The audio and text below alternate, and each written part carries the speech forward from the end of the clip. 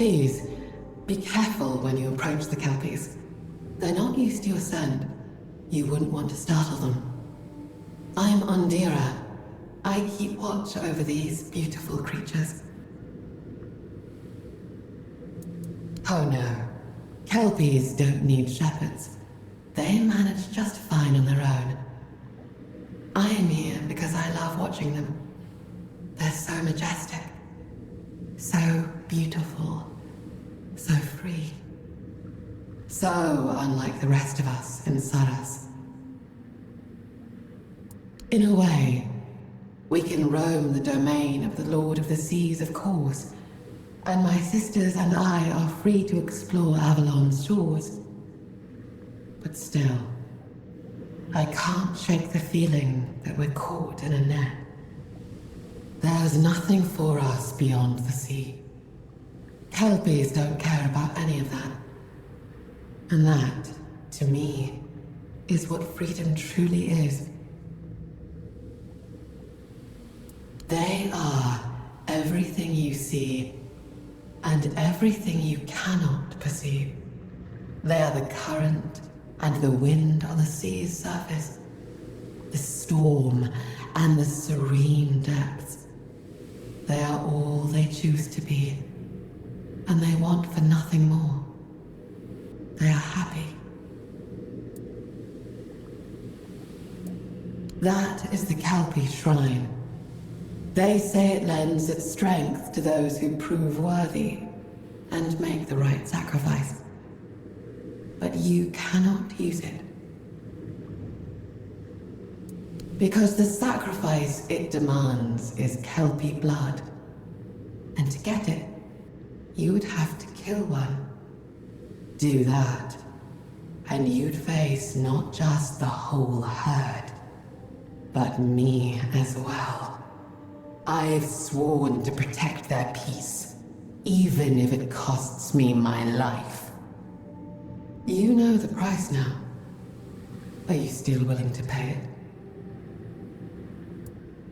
Of course. There is knowledge in all such things. You shouldn't hesitate to browse through what I have to offer. Most are nature's gifts, captured in vials. I expect something similar in trade.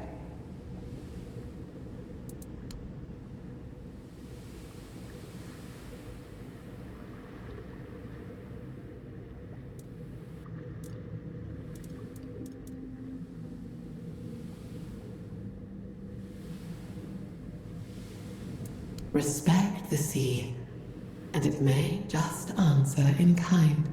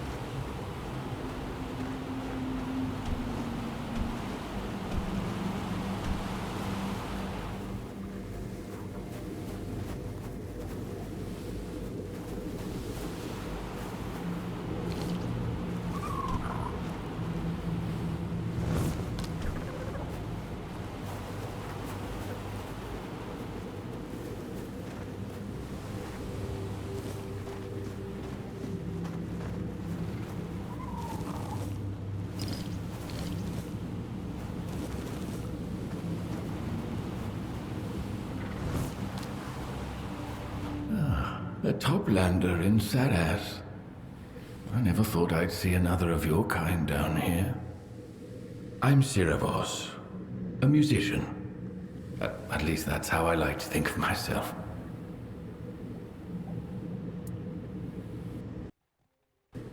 I've been wondering about that myself. I like to think my music has something to do with it. I've seen many fights in my time, and I've fought in quite a few. Then one day I decided to do everything I could to never witness violence again. Maybe that wish is reflected in the tune I play. At least that's what I hope. They looked similar enough, although they had been somewhat altered by the magics of our Saras, or by the grace of the Lord of the Depths. Depends who you ask. You should know that I'm old, very old, even by the standards of this place. I remember the first sailors when they were still quite human.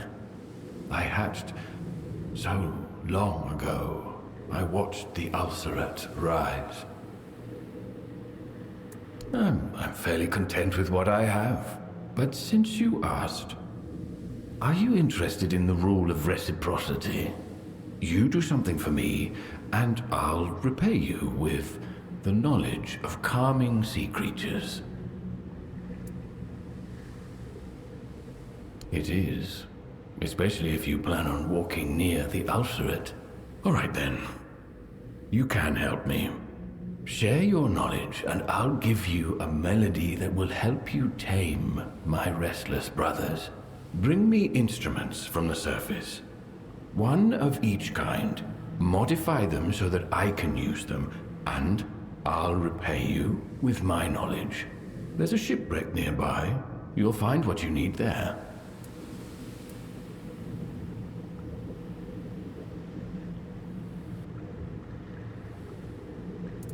Our Saras still holds many surprises for you, kind Toplander. Of that I have no doubt. Do you know where tide wraiths come from? They are creations of flora, not fauna. They begin as shapeless growths, feeding on what's dead and drifting. As they mature, they start to hunt and absorb the traits of their prey. In time, their final and most aggressive form resembles my own kind, at least from a distance. That's quite possible. Perhaps the creature's last victim was someone obsessed with Anwen. Or perhaps Anwen herself loved her own reflection so deeply that the Tide Wraith's simple mind couldn't tell the difference. It kept her remains, as the real Anwen would have done. Only those who love themselves beyond measure are jealous of their own bodies even after death. Hoarding what should return to the sea, rather than sharing it with their kin and closing the circle of life. What do you want to know? Knowledge of Saras runs as deep as the oceans it sits in. The beings who live here. I don't like to split us into those more or less important. Though if you must know who shapes Saras, it's Captain Lear and Lady Nimue. Something tells me you'll meet them along the way. No Toplander comes to us by accident. Lying, especially to the barnacles. Lies poison knowledge. It's the worst sin you can commit here. That doesn't mean no one lies here, of course. All the more reason you should avoid it. Hope, betrayal, and a promise. Forgive the poetic turn of phrase, but after so many years of quiet solitude, those are the conclusions I've reached. Hope is the glue of our society. The hope that Saras will endure. Betrayal because Captain Lear and Lady Nimue had to endure it for Saras to be born. That's their tale to tell. and a promise of endless life. Saras is a place without death. When we die, our bodies feed our brethren. That way, we never truly leave Saras.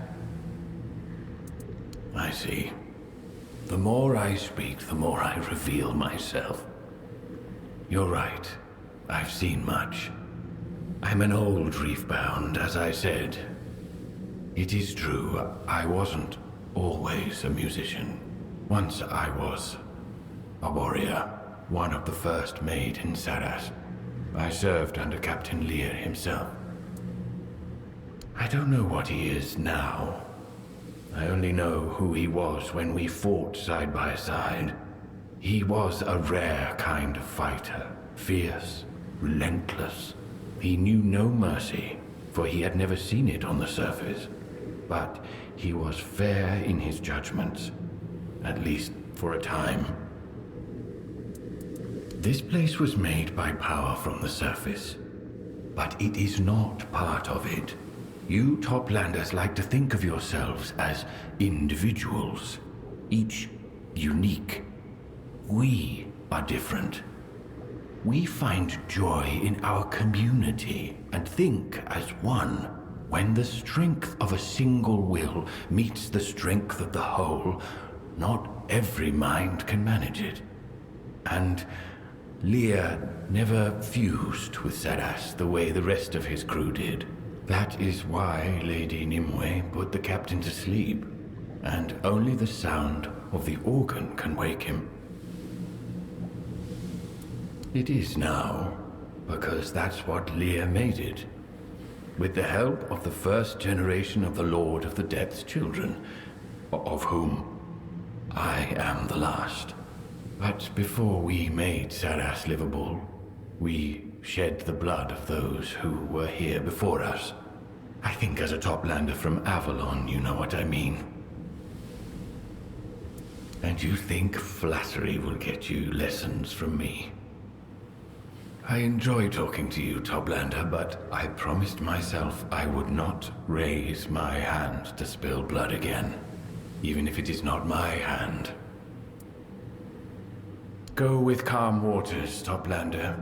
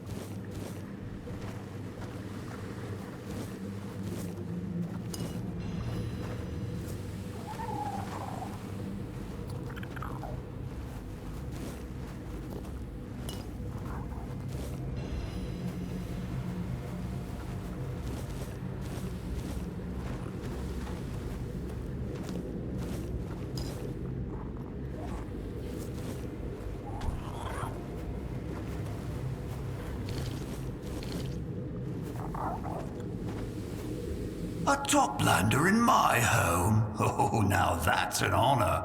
Still, I'll have to ask you to leave my humble place. I'm not worthy to speak with someone like you. What you're saying is... Very kind. I haven't had much kindness from the higher beings. So, how can old Saltjaw help you? That I can do. Take a look around. If you need help picking out local gear, I'll gladly lend a hand. Ah, this one? Oh, it's nothing special. I dug it out of the sand. I watched over it for 3 days and 3 nights, waiting to see if the creature that laid it would come back. But that didn't happen, and the water temperature was dropping, so I took it home. It might sound stupid.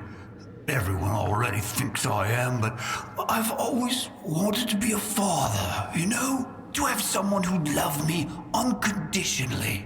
Not because I do things for him, or because I'm useful, just because I exist. I don't expect a toplander to understand the laws that govern our world. As scourge of the seas, I'm one of the most despised, exploited, and humiliated creatures alive. I'm tolerated only because I'm useful. Even the stupid Finblades are more respected than we are. Some of us, like Depthscore's gang, turn to evil, and those who escape end up terrorizing the beaches of the surface. But I don't want to leave. This is my home. I know I'll never find love. But thanks to that egg, maybe I won't be so lonely. And maybe someone will finally respect me. Honestly, I have no idea. But that makes me even more excited. That egg, it felt like it was calling to me, like it wanted to be chosen. And it doesn't matter if it hatches into a malformed Finblade or a scion of the depths. All that matters is it will stay close to me, so I can love it and raise it to be a good person.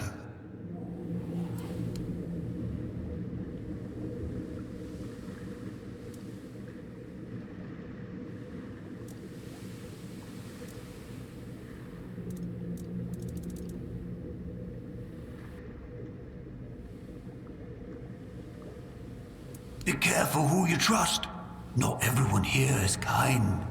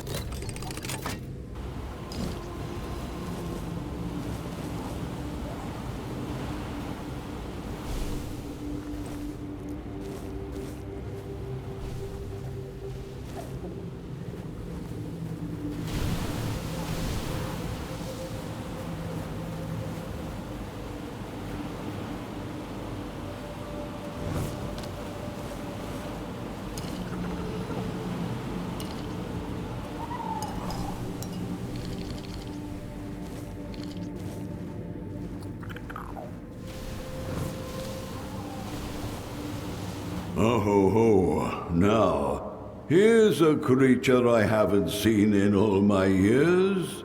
No fins, no scales.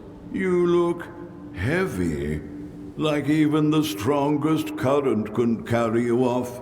I don't want to sound rude, but would you mind telling me what you are?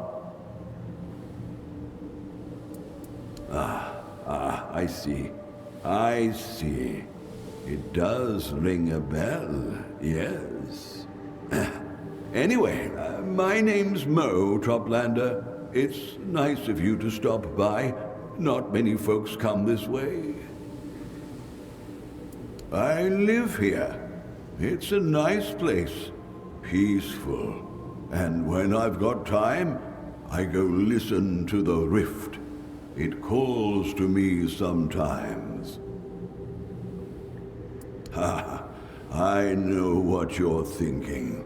That old reef-bound must be going soft in the head in his old age. But I'm not. I swear it's true.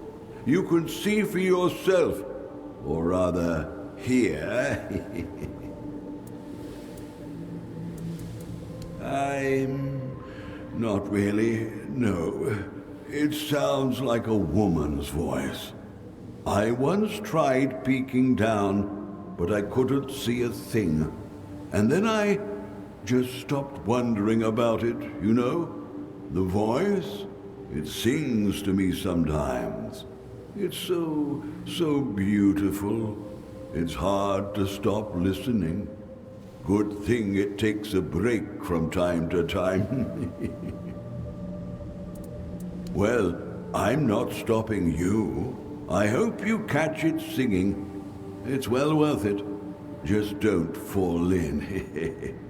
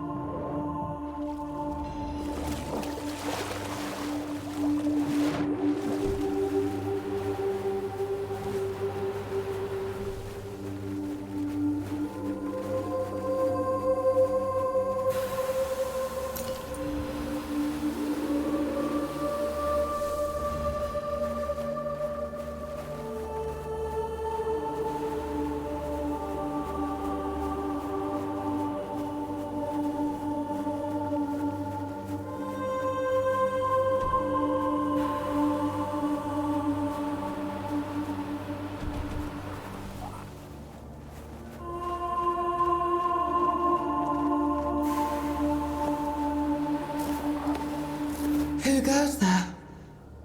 Are you here for the song? Always, always the song. Only the song. But the song is running out, you know. With every little note, there's less and less. And then what will be left? Silence. Sweet and blessed and empty. Just like Mo. Why, I am the song. Don't you know me? Don't you crave me? Everyone does up there. It's why I'm here. And they listen, and listen, and listen, and listen. They love my sorrow. Love it enough to drown in it. They trapped me. Like when a melody gets trapped in your head. It can't do anything but rattle helplessly inside the bones of your skull, and then slowly fade into nothingness. I once had a strong tail, shimmering scales, but none of it mattered. They cared only for my voice. Mo cast a net. Mo bound me. He wasn't satisfied with just listening to the song. He needed to own it. And now he owns nothing. He is hollow. A vessel for the song. Just like me. You know him now, but he won't know you tomorrow. Or the next day. Whenever he comes to listen. I am so hungry. The scraps of his mind aren't even tasty, you know. But they're all I get.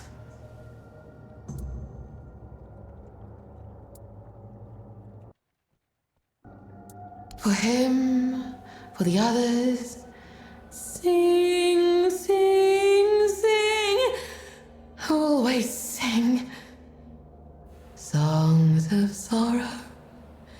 Songs of rage.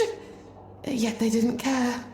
They gorged themselves on those songs all the same, until nothing was left but what I gave them.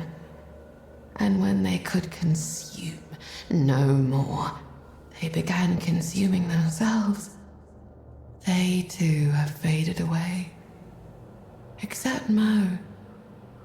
But he will get there. We both will. He doesn't give me anything else. I'd rather have an arm, thank you very much. Or a juicy, tasty leg. But no. A song doesn't get to eat. Only to harvest what it can reach. His mind is mine. It has been ever since he gave himself to the song completely. The memories are not much. Barely enough to keep me from fading away. I coil them into a tiny shimmering ball inside me, and slowly suck the life from them. But they're still there, tingling a little. They will fade with me when the time comes.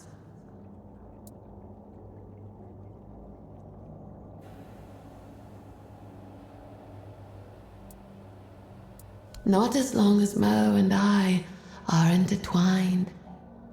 I have his mind. He has my everything. He swallowed the song, and it moves within him. It is his thieving flesh I need. No one else's. Oh, how sweetly you sing to me. You are the sweetest dream that's come to me. I can see that now. Please, never end, my sweet. I haven't dreamt of freedom for so long. I thought I'd forgotten the melody of it.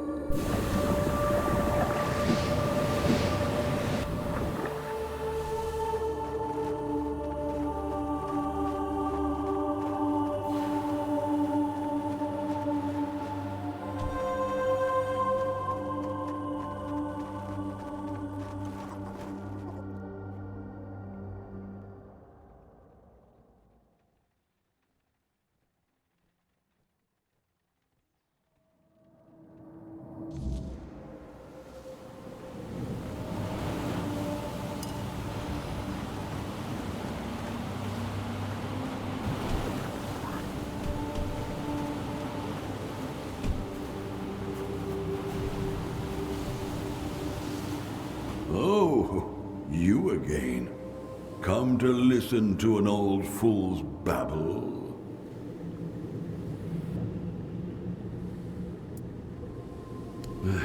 Not really. It's just me out here. Peaceful, quiet, nobody to bother me. Ah, it does, doesn't it? I suppose someone must have lived here before me. I just don't remember who. I've been alone for as long as I can recall, which, well, isn't saying much these days.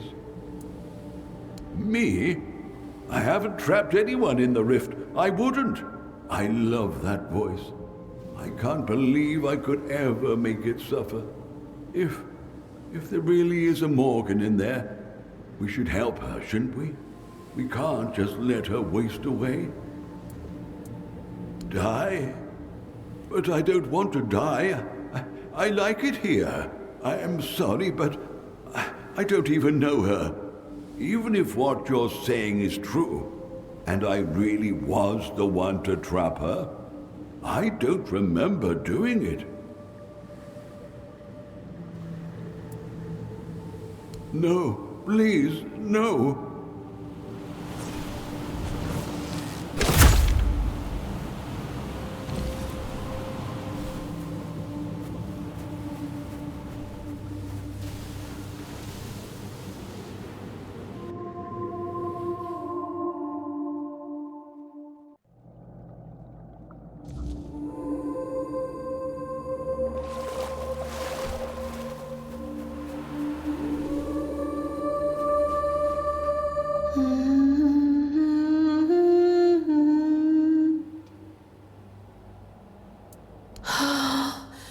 It smells so heady, so amazing. Please, please don't look. Don't look! I feel like more flesh brings back flesh. Bone brings back bone. I'd forgotten how it felt not to be empty, not to gnaw on myself. Thank you, little dream. Thank you for not letting me fade. I will leave this place. Then I will swim and swim and swim. Then I will hunt, or I will look for my sisters and pray never to wake up. I will try, although I'm afraid the vastness of the sea will make me long for a cage. I know I will never sing again, but it's a small price to pay. I don't have much.